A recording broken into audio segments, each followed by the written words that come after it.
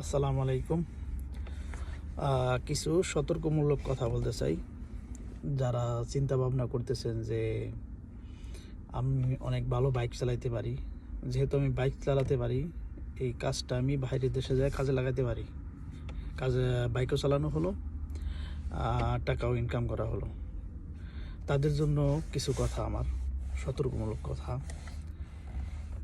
আমাদের দেশ আর এখানে বাইরের দেশগুলো অনেকটাই ভিন্ন।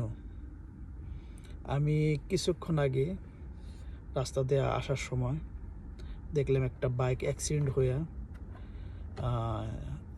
মানে অনেক গুরুতর অবস্থা।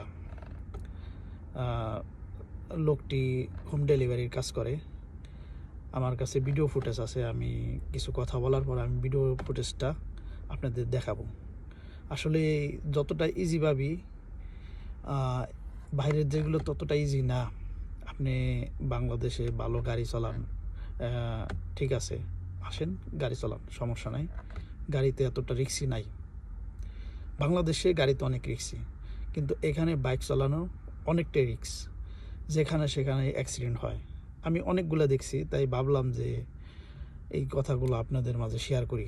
আপনারা কিছুটা সতর্ক হন যে টাকা পয়সা টাকা পয়সা প্রত্যেকটা মানুষের জীবনে চলার জন্য প্রয়োজন, কিন্তু সবার আগে হলো জীবন। জীবন চলে গেলে তো আর ওই টাকা পয়সা কে খাইবে? আপনি তো খাইতে পারবেন না। তাহলে আপনারা যারা চিন্তা ভাবনা করতেছেন যে দেশের বাইরে আইসা ডেলিভারির কাজ করব বাইক দিয়ে, আমি অন্তত আপনাদের রিকোয়েস্ট করব, অন্তত আপনাদের ভালোর জন্য বলতেছি যে এই রিকোয়েস্টটা আপনারা রাখবেন। আপনারা বাইক দিয়ে ডেলিভারির কাজের আইসেন না এখানে। আমার চোখে প্রত্যেক দিনই, এখন বলুন প্রত্যেক দিন কীভাবে দেখেন। আমি আসলে আমি বুড়াইদা গাড়ি চালাই। এখানে বিভিন্ন জায়গায় সিটিতে যাওয়া পরে, এখানে ওখানে মার্কেটে এসেই একটা না একটা চোখে ধরা পড়ে বাইক অ্যাক্সিডেন্ট হয়েছে, বাইকে লাগাই দিয়ে চলে গেছে।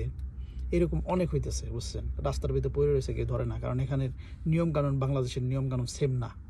যারা প্রবাসী আছে তারা এই বিষয়টা ভালো করে জানেন। ধন্যবাদ সবাইকে। বিদেশে আসেন, মানা করি না, কিন্তু অন্য কাজে আসেন। আসার আগে একটু সতর্ক হয়ে আসবেন। এসব কাজে প্রচুর রিস্ক থাকে। দেখেন সামনে যে বাইক